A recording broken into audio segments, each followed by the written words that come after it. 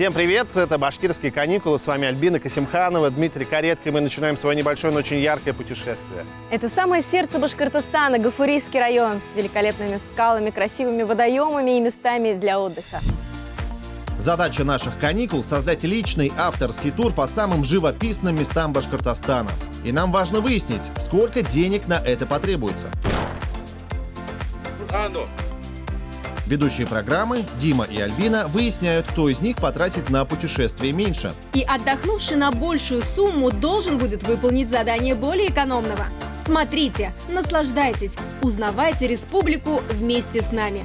Итак, наши каникулы начинаются.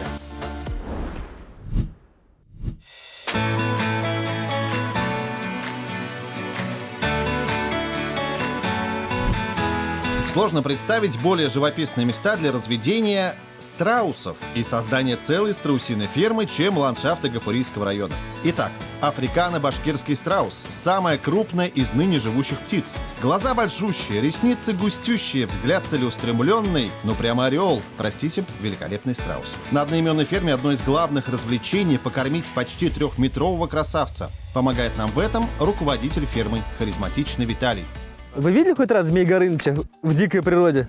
Давайте увидим Змея Горыныча. Давайте увидим Смотрите. Змея Горыныча. Так, нам нужно 3 страуса. Так, высовывай голову сюда. Так, 3 страуса. А сколько вот этим страусам лет, Виталий? Это у нас 1,5 годовалый. Смотрите, вот Змей Горыныч. Оп. Слушай, он тебе Как руку вы- откусит. Как вы думаете, Они. какая голова умнее? Какая? Моя. Все, ребят, держите. Оп. Это, да, можно я тоже попробую Да, скормить? С ладони. Ну, с ладони подожди, это... С ладони. Лучше с ладони. Не надо с ладони. Оп. Все, с ладони. В буквальном смысле экзотический зоопарк изобилует животными, которые любят общение с человеком. И путь к сердцу постояльца фермы лежит через желудок. А вообще, каких животных здесь только нет. И всем нужна ласка. Единственный случай, когда Мустафа запечатлел человека. Но вернемся к главным героям нашего повествования. Страусы очень быстро бегают и способны наносить смертельно опасные удары ногами, тем более если учесть их пугающие когти. Лучше всего держаться от этих птиц подальше и не беспокоить их. Но мы все же побеспокоим. Однако деловые контакты будем налаживать с подрастающим поколением. Здесь вы понимаете, вот черный цвет оперения – это самцы, серый цвет оперения – это самки. Вот. Надо раскидывать, да? Мы можем раскидать, можем покормить их из рук. Не надо. Страусов раньше ловили для того, чтобы...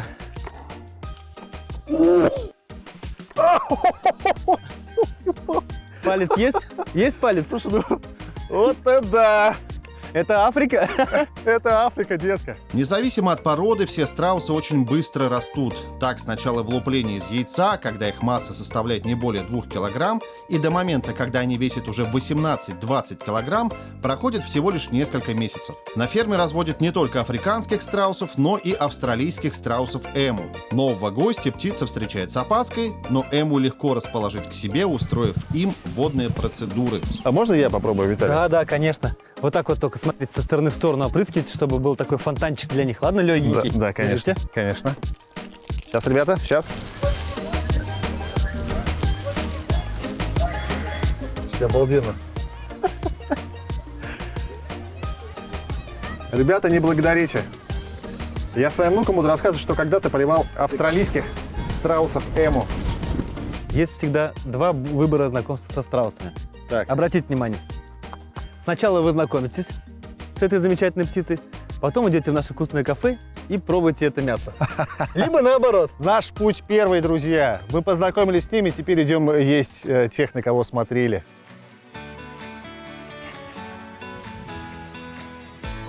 Прожарка такая, знаете, хорошая. Well done.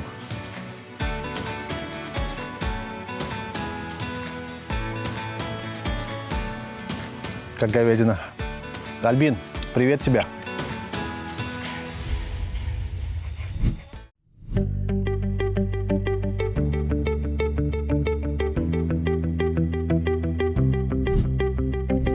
Моя первая локация – гора Мамбет. Первые 40 километров от Красноусольска можно проехать на любой машине. Дальше проезд затрудняется.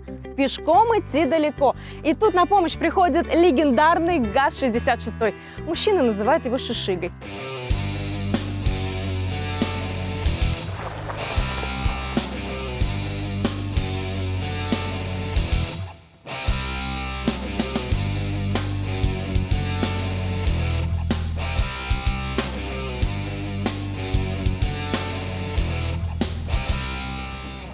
«30 минут непрерывного подбрасывания. Хорошо, что я не плотно позавтракала.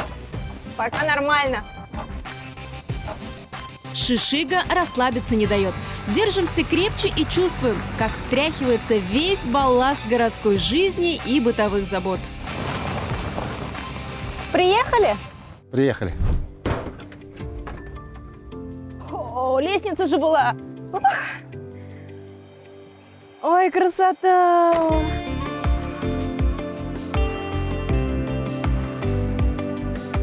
Головокружительная красота. Глубокий вдох горного заповедного воздуха настраивает на единение с природой.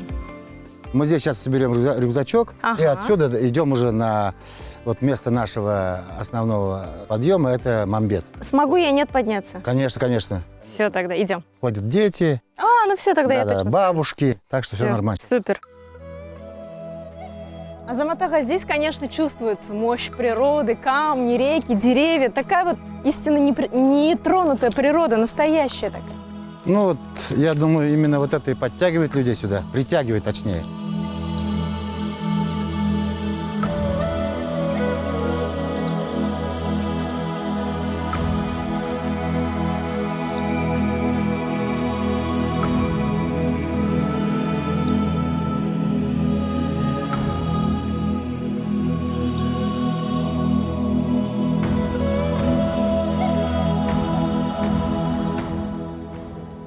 Огромные масштабные горы, целая каменная стена. Я даже не представляю, как мы туда будем забираться. Здесь есть, значит, два подъема. Один оттуда, вот такой, более простой. Мгм. Вот, поднимаешься, и вот экскурсия, и она идет. Но Сам- мы идем по самому сложному пути наверняка. Ну да, мы по самому быстрому.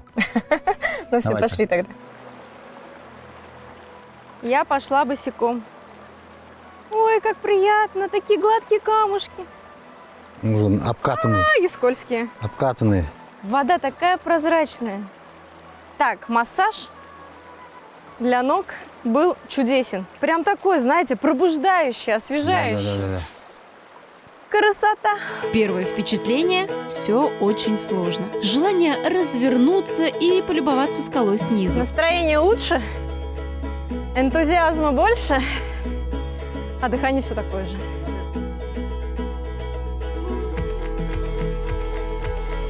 А дальше мы попадаем в сказочные джунгли. Камни, покрытые мхом. Невероятное ощущение. И всегда удивляла, как могут растения расти на камнях. Сила природы.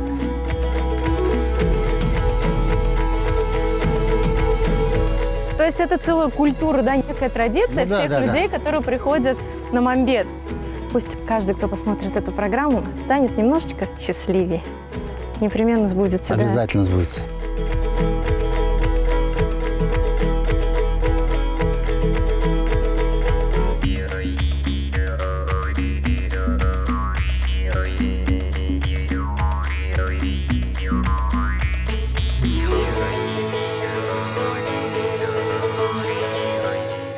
Да, отсюда виден весь масштаб. Да, что в каждом человеке вселенная. Башкирия, моя земля и небо, моя любовь, мой соловьиный край. Мне жаль того, кто здесь ни разу не был. Мне жаль того, кому не пел хурай. То, что я вижу сейчас, очень подходит именно под эти слова.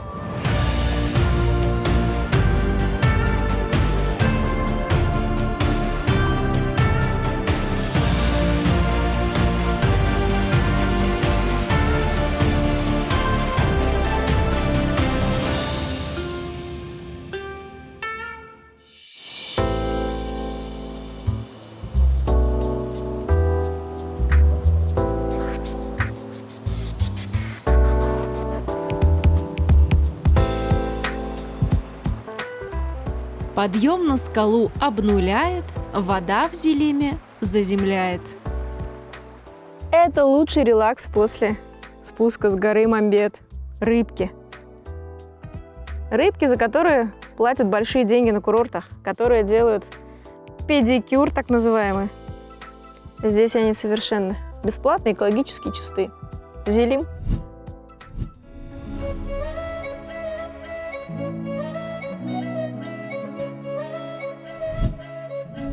Хорошенько подкрепившись, я решил отдохнуть физически, духовно. Именно поэтому я приехал на курорт Красноусольск. Сразу на въезде к местам отдыха геологический разрез «Золотой гвоздь». Объект служит эталоном при описании подобных разрезов в других странах. А лучшая панорама мест курорта Красноусольск открывается с Воскресенской горы, на которой уютно расположилась церковь Табынской иконы Божьей Матери при Богородице-Табынском женском монастыре, который изначально был монастырем мужским. Храм совсем небольшой, но невероятно красивый. Внутри большая икона с потемневшими ликами Пресвятой Богородицы и Младенца Христа. Есть предание, что Богоматерь сквозь темный слой показывает свой пречистый лик, но только добрым людям с большим сердцем. Здесь очень уютно и почти по-домашнему тепло.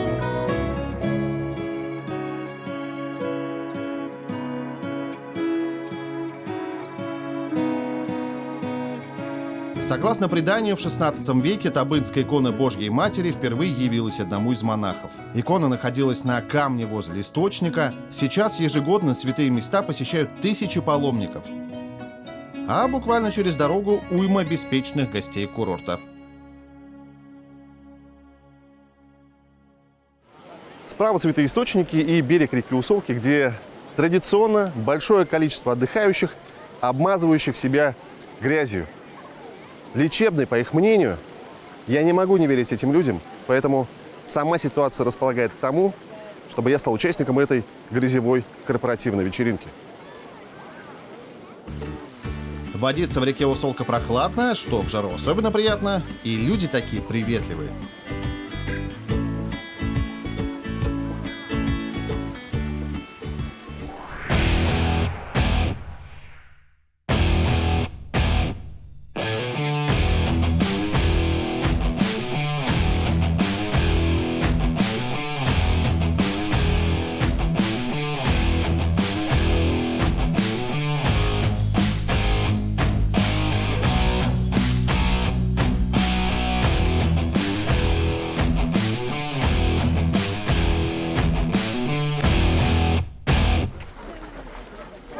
Но если здесь все обмазались, значит, это чем-то полезно. Я же не могу отбиваться от стаи. Давай! Здесь очень важно заделать пупок. Да. А можно я спину сам себе не смогу помазать? Давай. Давай.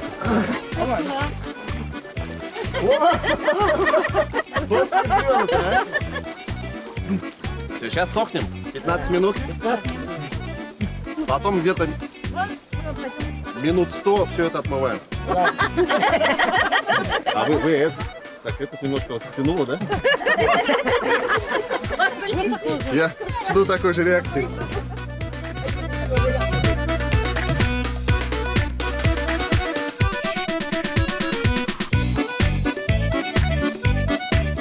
О, холодная водица, да? Да, зимняя, можно? Стойте,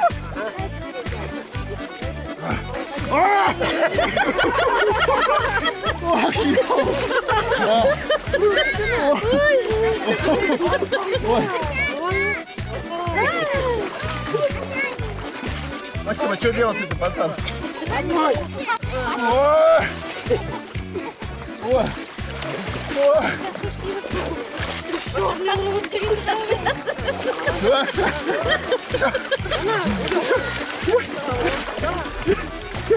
Я какой-то источник звука здесь. Спасибо, батя. Она у меня есть. Держи. Молодец. Вода холодная. Все. Все, уходи.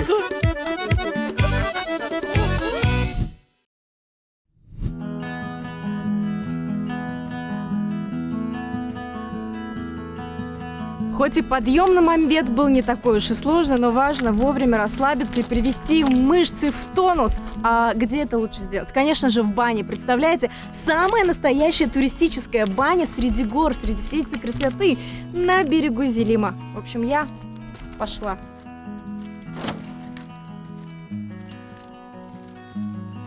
Баня очень большая и, на удивление, очень жаркая. Похоже на сельскохозяйственную теплицу, но поверьте, находиться тут долго невозможно. Поэтому идем остывать в речку.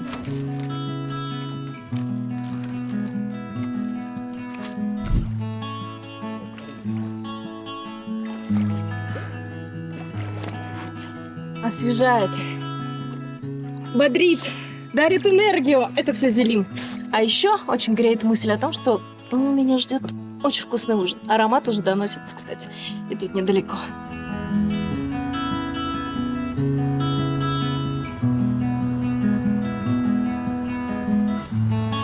Поездка на мамбет просто потрясающая. Хвалю себя за правильно выбранный маршрут и передаю привет своему коллеге Диме.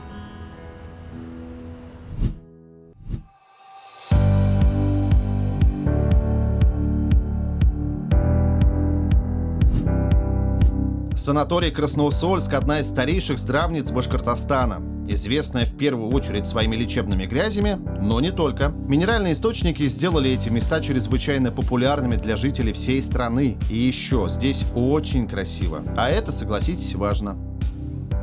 Многие из тех, кто уже бывал в санатории Красноусольск, рассказывали мне о чудесных свойствах грязи. Я их, конечно, сегодня уже прочувствовал. Я стал будто бы моложе, но здесь нам очень хочется узнать, а в чем суть этой лечебной грязи, от чего она помогает, почему она делает здоровее. По этому поводу мы зашли к профессионалам в грязи-лечебницу. Пойдем.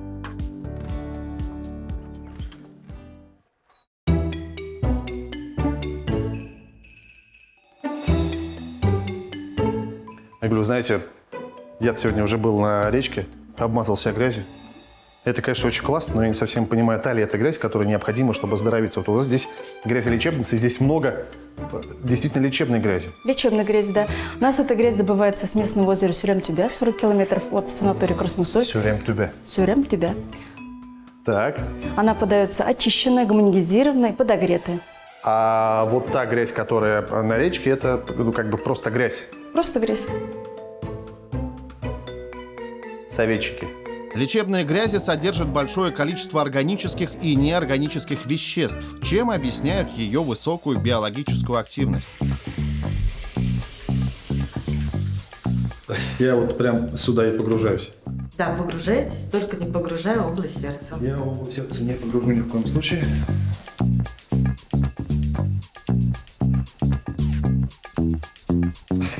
Все.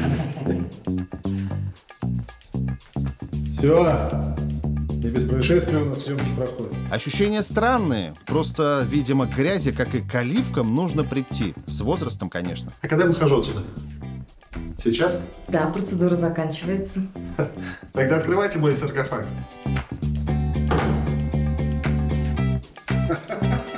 Слушайте, вот белый свет-то, а? После процедур нужно в фитобар, где можно позаигрывать с девчонками. Сколько вам лет? 42. А выглядите на 19. Это все фиточай, друзья. Спасибо большое.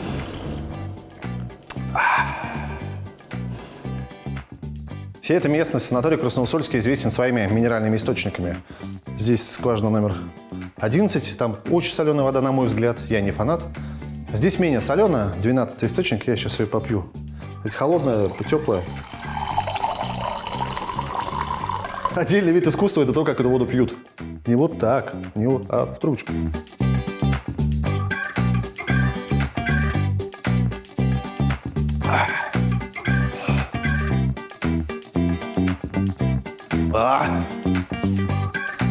Классно. Альбинка там, наверное, из рек воду пьет, а я вот из источников. Вот такой насыщенный денек. Процедуры процедурами, но для полного ощущения счастья человеку нужно спокойствие и свежий воздух. Прямо как здесь. Впрочем, пора на боковую. Ночую в санатории Красноусольск.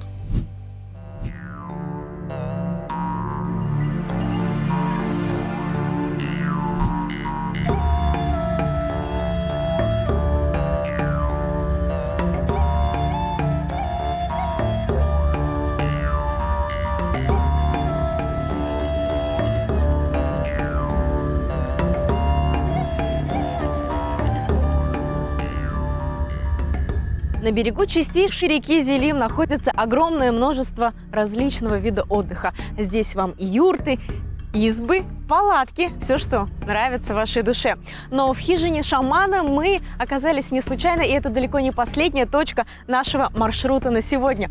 Прямо сейчас владелец хижины Андрей расскажет нам, что же тут интересного есть для гостей. Здравствуйте. Здравствуйте, Альбина. Я рад вас очень видеть. Спасибо, я тоже очень рада. Мне сказали, что вы здесь удивляете ваших отдыхающих разными, даже экстремальными видами спорта и отдыха. Я не буду вам рассказывать, я сразу вам покажу.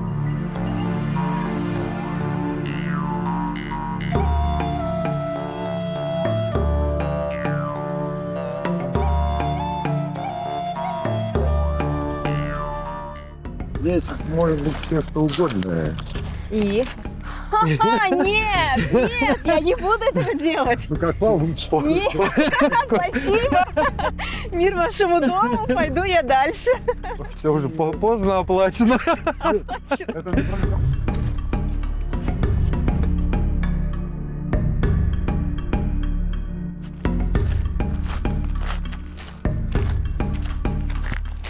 Да? Тыры-тыры-тым.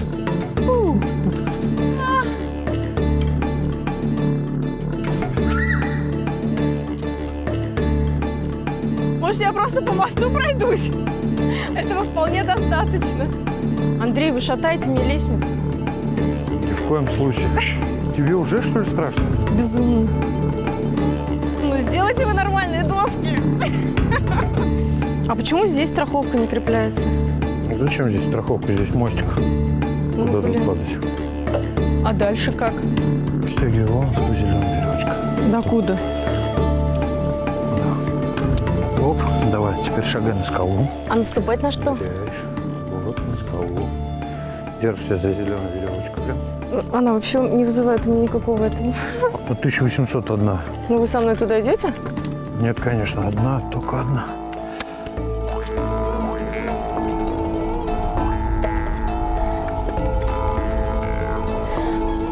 Знаете, что самое страшное? Что? Что спуск только одного вида. Дальше куда? На полочку выходи, на плащ. Ой.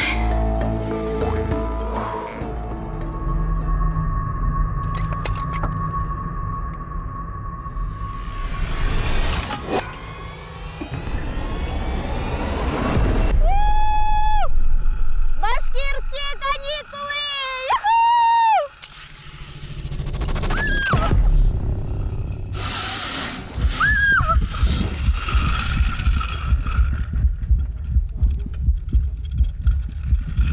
Снимите меня немедленно.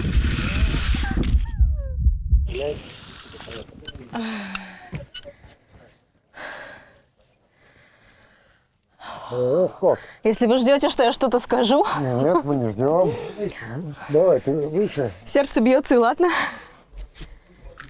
Короче, это круто. Надо попробовать. Если вы сюда приедете, то вообще не упустите эту возможность. У меня заплетается язык.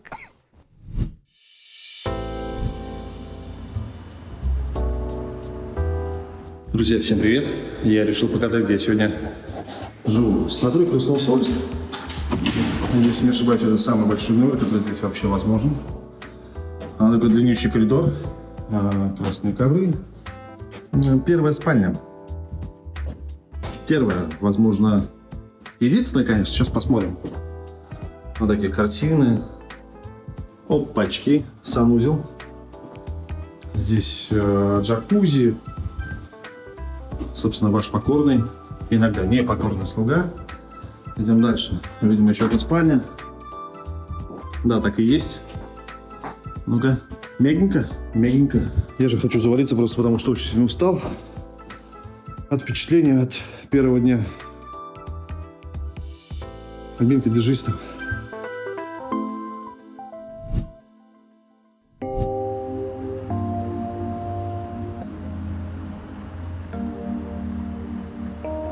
Место, где я остановилась, волшебное по красоте и даже немного мистическое. Но о нем я расскажу утром.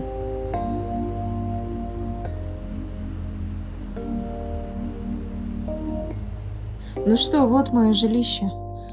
На ближайшие сутки это глэмпинг Липы до Ивы. Такой вот красивый, интересный домик. Я безумно уставшая после сегодняшних приключений, поэтому идем отдыхать. Так, все на замочке. Расстегиваем.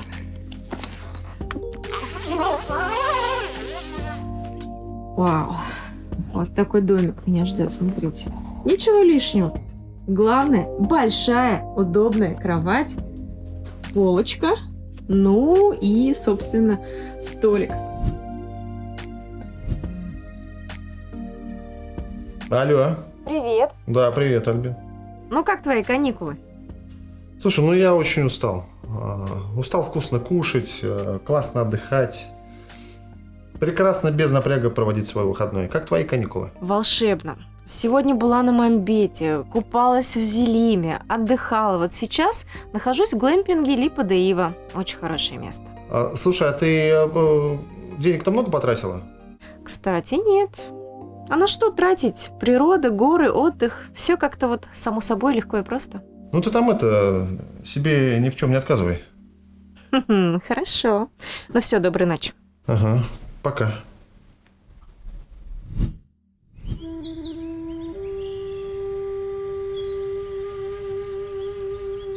Ну здравствуй, новый день. Судя по сказочному виду, с самого утра день будет превосходным.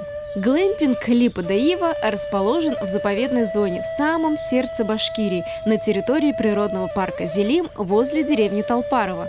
Место живописное, но труднодоступное, укрытое меж гор, скал и лесов. Ну что, вперед, навстречу новым приключениям!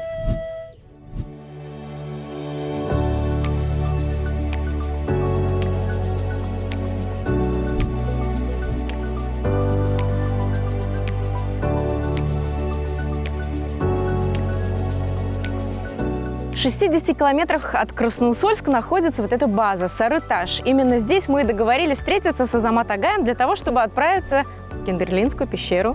Так точно. Вот данная база носит одноименное имя. Вот скала Сарытаж, вот желтый камень. Вот по ней, по берегу, не переходя через речку, мы дойдем до пещеры Кендерлинской. Сколько будем идти? Идти минут 35-40, Ну самое все, больше. вперед.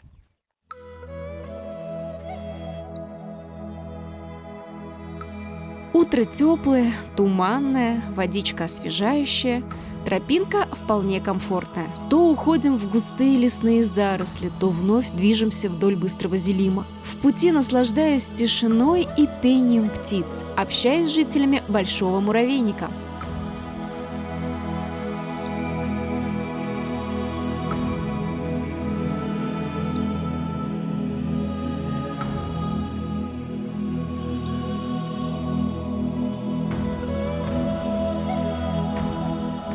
Гафурийский район уникальный. Не перестаю восхищаться разноцветными скалами, реликтовыми лесами. Идем каменными тропами, любуясь цветущими кустами.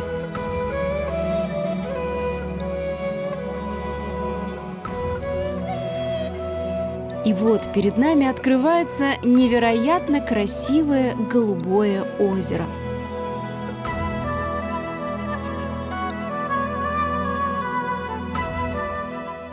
Азамат Агай, это и есть, да, то самое знаменитое голубое Совершенно озеро. верно. Ну, какая там температура воды? 5-7 градусов. Очень Купаться холодно. можно? Нельзя, не советую вообще. Ух ты. Ну вот, если Дима проиграет именно в это голубое озеро, мы заставим его нырнуть.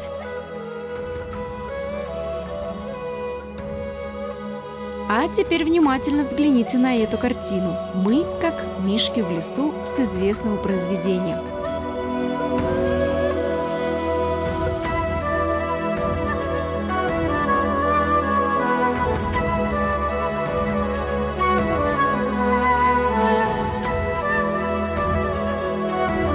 Вот мы добрались до входа в пещеру. Подъем был, конечно, не самый простой. Вот Азамат Агай уже оделся, видимо, там очень холодно, да? Вот чувствуется? Ну да. Подбивает. Ну что, мне тоже кофточку. О, спасибо. Большая пещера, сколько будем гулять? Ну, это в зависимости от желания и подготовленности туриста. Например, есть туристы, которые там сутки пропадают, могут пройти. А так здесь вот для самого такого среднего или даже, будем говорить, постоянного посетителя 300 метров выше крыши. Человек вот прочувствует, что такое пещера, ему достаточно. Прочувствовать можно вот буквально через 50 метров, 100. Пошлите чувствовать.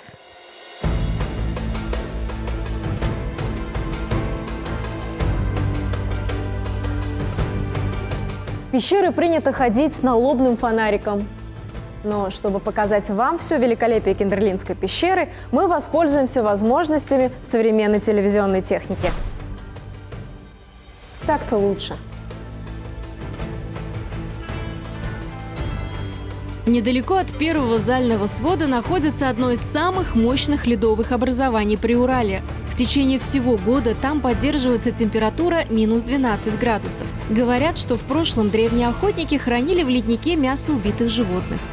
Пещера очень большая, коридоры, залы, в которые мы не можем пойти без специального снаряжения. Будем любоваться первым залом. Прохлада, летучие мыши, пролетающие прямо над головой. Эхо. При полной темноте, конечно, жутковато, но ощущения невероятные. Ледяные глыбы в камне в середине лета – это восторг.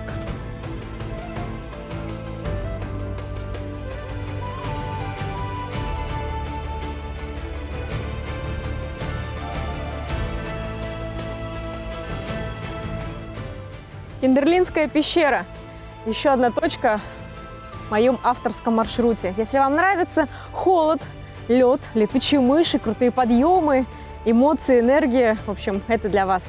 Ну а если вы любитель более спокойного отдыха, можно просто прогуляться рядом с пещерой.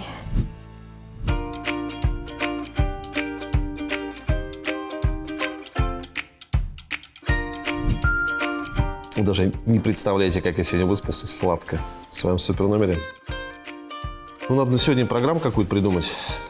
Что мы сделаем? Фестиваль «Музыкальная сказка» на Красной Поляне. На местной Красной Поляне. Здесь тоже есть Красная Поляна. И да, всем приятного аппетита. Как заявляют организаторы, фестиваль проводится в поддержку семьи и счастливого детства. И да, вам нужно однажды здесь побывать.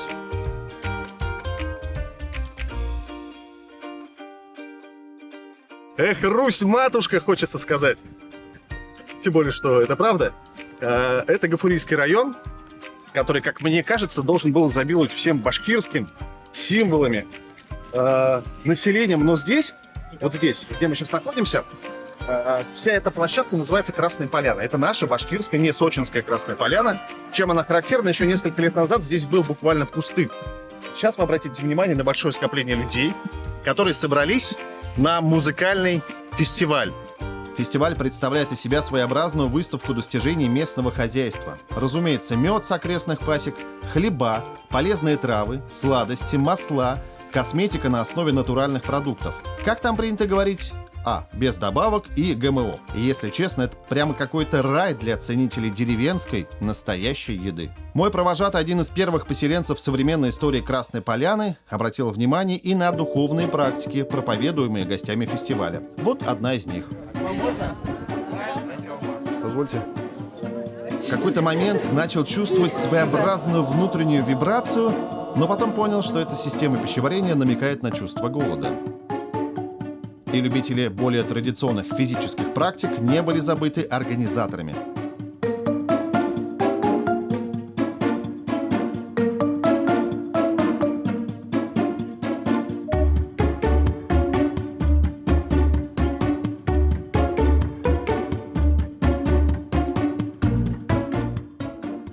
Но пора смотреть сказку. Это ведь главное на празднике. И сцену соорудили, и скамейки установили, и даже солнце обеспечили.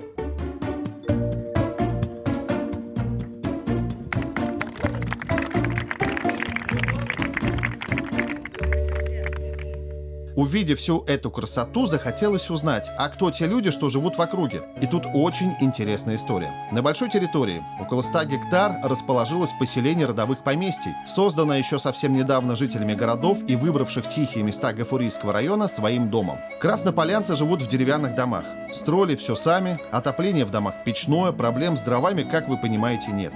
Вода из скважин. В каждом поместье жители обустраивают свои участки и гордятся тем, что сажают лес – сосны, ели, клен, березу. Жителей поместья объединяет любовь к природе и усталость от больших городов. А как получилось так, что в какой-то момент вы решили, что здесь необходимо жить? Собрались такие же, как и вы, уставшие от города и так далее? Собрались и как-то там ветер устроили единомышленников. Я очень удивился, обрадовался и с ними контакт наладил. Они меня привезли сюда. Я выбрал такое место поближе к лесу. Мне так в лесах было, как можно глуше Я вас и понимаю. спокойнее. И потом начали строить. Так, друзья, заканчивается мое небольшое путешествие по Гафурийскому району. Надо сказать, я достаточно сильно устал от удовольствий. И денег, кстати, немного потратил, поэтому вероятность того, что я выиграю наш с Альбиной спор, высока. А пока, дорогая моя коллега, жди меня, и я вернусь.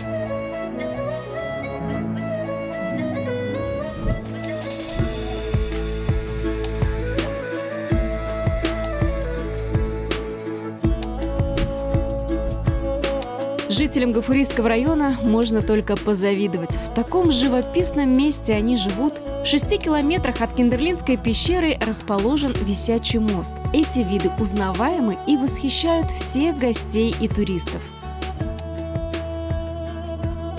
Знаменитый мост деревни Таш-Асты Гафурийского района. Кстати, одной из самых живописных деревень Республики Башкортостан. Обратите внимание, прямо вот за моей спиной у Клыкая, где можно заметить вход в пещеру. В эту пещеру запускали свои стрелы с древних времен охотники. И если стрела все же залетала туда, это означало, что его всегда и во всем ждет удача.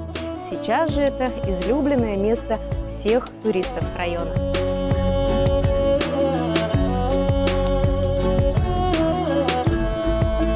В подтверждение легенды на склонах скалы часто находили наконечники стрел. В знак уважения к этому обряду у моста в деревне соорудили композицию из больших камней с наскальными рисунками и стрелами, застрявшими в земле. С открытием природного парка Зелим все большую популярность набирают конные туры по скалам вдоль течения Зелима. Ребята, привет! Здравствуйте. Здравствуйте. Меня зовут Альбина. Вы катаетесь? Да. А как зовут ваших друзей? Орлик. Карфаген. Орлик, ты не возражаешь принять нового пассажира? Да, вот посмотри на меня. Можно, да? Моргнул, значит, можно. Он так сделал. Лучше сразу помочь. Ух ты! Ой, ты какой хороший, какой ты гладкий. И гривка у тебя пушистая. Орлик, покатаемся?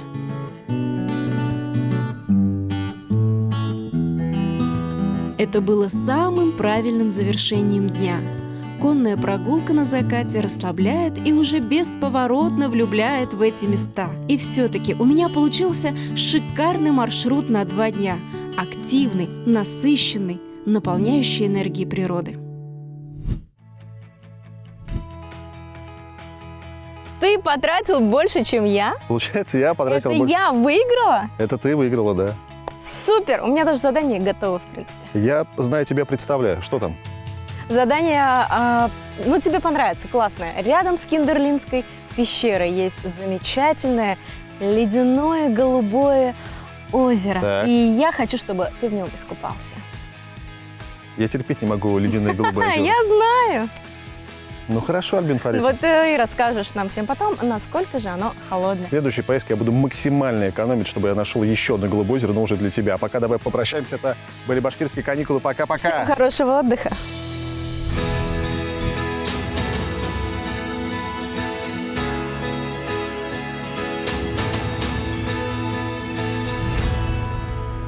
Ну, Альбина Фаритовна.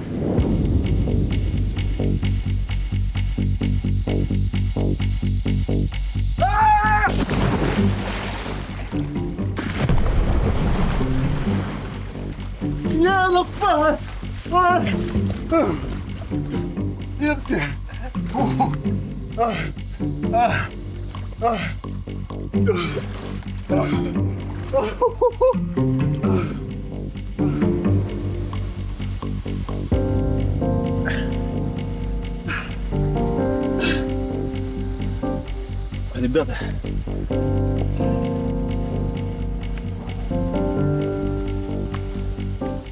Это кошмар.